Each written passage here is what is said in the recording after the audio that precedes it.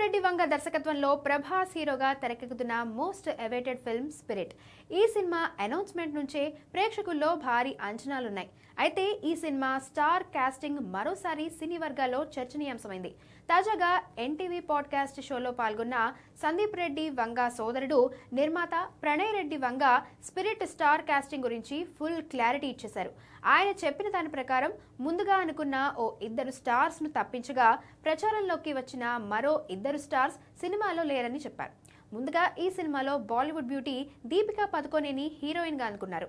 ఆమెతో కొన్నాళ్ళు ట్రావెల్ కూడా అయ్యాడు సందీప్. కానీ ఫైనల్ గా దీపికాతో జరిపిన చర్చలు ఫలించలేదు. పారితోషికం పెంపు, షూటింగ్ షెడ్యూల్స్ విషయంలో ఇబ్బందులు, అలాగే ప్రాఫిట్ షేర్ కోరడం వంటి కారణాల వల్ల ఆమెని ప్రాజెక్ట్ నుంచి తప్పించారు. ఇక స్పిరిట్ టీజర్ ను ప్రకాష్ రాజ్ వాయిస్ తో రిలీజ్ చేయగా కొన్ని కారణాల వల్ల ఆయన కూడా ఈ చిత్రం నుంచి తప్పుకోవాల్సి వచ్చింది.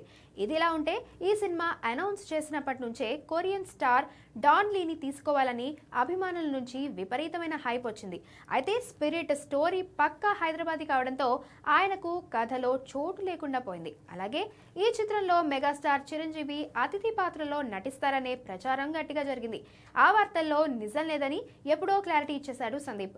మొత్తంగా సందీప్ ఏదైతే అనుకుంటున్నాడో అందుకు తగ్గట్టే పర్ఫెక్ట్ ప్లానింగ్ తో స్పిరిట్ ను తెరకెక్కిస్తున్నాడని చెప్పొచ్చు.